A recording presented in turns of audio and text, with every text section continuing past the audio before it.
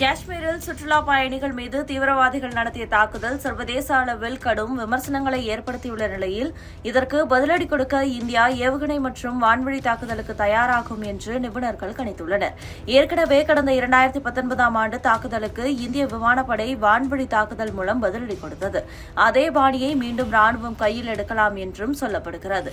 India எந்த மாதிரியான பதிலடி கொடுக்கும் என்பது பற்றி பிபிசி ஆங்கில செய்தி ஊடகம் சமீபத்தில் நிபுணர்களின் கணிப்பை வெளியிட்டிருந்தது.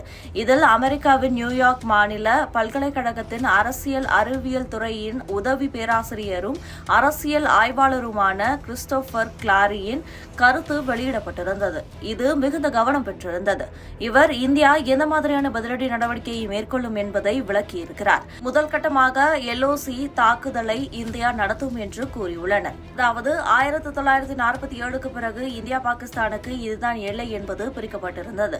இந்த எல்லையை தான் எல்ஓசி அதாவது லைன் ஆஃப் கண்ட்ரோல் என்று கூறுகிறார்கள். இதனை கடந்து சென்று எதிரி தரப்பின் முகாம்கள் மீது தாக்குதல் நடத்தவே எல்ஓசி தாக்குதல் என்று சொல்லப்படுகிறது.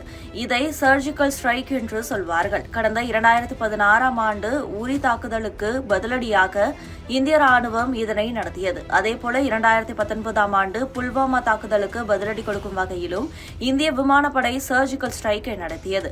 இது தவிர ஏவுகணை தாக்குதலை இந்தியா நடத்தவும் வாய்ப்பு இருக்கிறது என்று கிறிஸ்டோபர் தெரிவித்திருக்கிறார். இந்தியாவிடம் உலகின் மிக வேகமான ஏவுகணைகள் இருக்கின்றன. குறிப்பாக ஒலியை விட 3 மடங்கு வேகமாக செல்லும் பிரமோஸ் ஏவுகணைகள் இருக்கின்றன. இதனை நிலத்திலிருந்தும் கடலிலிருந்தும் வான்வழியிலிருந்தும் பயன்படுத்த முடியும். அதேபோல நிர்பாய், பிருத்வி, அக்னி உள்ளிட்ட ஏவுகணைகளும் இருக்கின்றன. இவற்றை கொண்டு எல்லையில் உள்ள தீவிரவாத முகாம்கள் மீது துல்லியமாக தாக்குதல் நடத்தப்பட வாய்ப்புகள் இருக்கின்றன. மூன்றாவதாக கடந்த 2019ஆம் ஆண்டில் விமானப்படை நடத்தியதை போன்று வான்வழி தாக்குதலையும் இந்தியா நடத்த வாய்ப்பு இருக்கிறது என்று கிறிஸ்டோபர் கணித்திருக்கிறார். தெற்காசிய பாதுகாப்பு மற்றும் ராணுவ அரசியல்தான் கிறிஸ்டோபரின் முக்கிய ஆராய்ச்சி துறை. இந்தியா பாகிஸ்தான் உறவுகள், ராணுவ தந்திரங்கள் மற்றும் அணு ஆயுத விவகாரங்கள் பற்றி ஏராளமான கட்டுரைகளை எழுதியிருக்கிறார். இவர் எழுதிய கட்டுரைகள், புத்தகங்கள் இந்திய பாதுகாப்பு கொள்கை வட்டாரங்களில் மேற்கோளாக பயன்படுத்தப்படுகின்றன. எனவேதான் கிறிஸ்டோபரின் கணிப்பு மிகுந்த முக்கியத்துவம் வாய்ந்ததாக பார்க்கப்படுகிறது. Subscribe to One India and never miss an update.